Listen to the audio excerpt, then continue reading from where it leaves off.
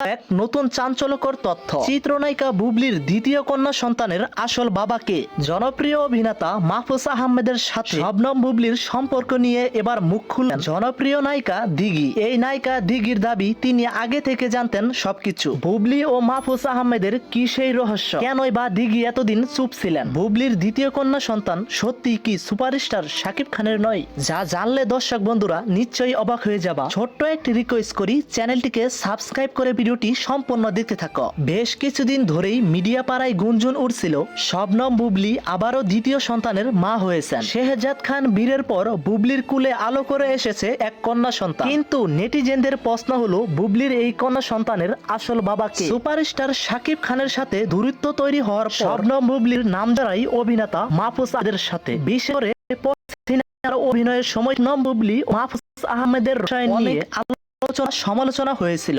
অনেকে আবার দাবি করে এই সম্পর্কের সূত্র ধরে শবনম বুবলি তৃতীয় সন্তানের বিষয়টি সামনে এসেছে। যদিও বুবলি বা অভিনেতা মাহফুজ আহমেদ এই বিষয় নিয়ে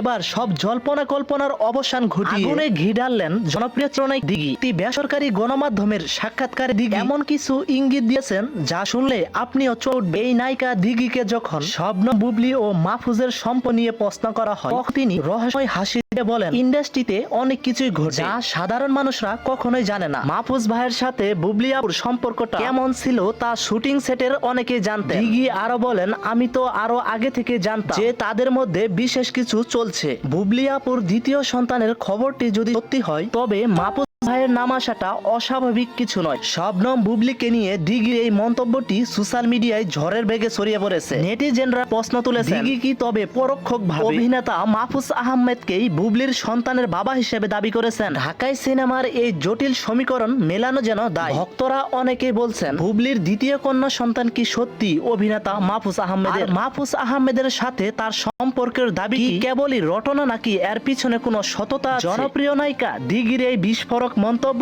নতুন কোন ঝড়ের আভাস দিচ্ছে? বুবলি ও মাহফুজ আহমেদকে নিয়ে দিঘির এই দাবিটি কি সঠিক? তোমাদের কিছু মতামত থাকলে কমেন্টে জানাও। একটি রিকোয়েস্ট করি, আমাদের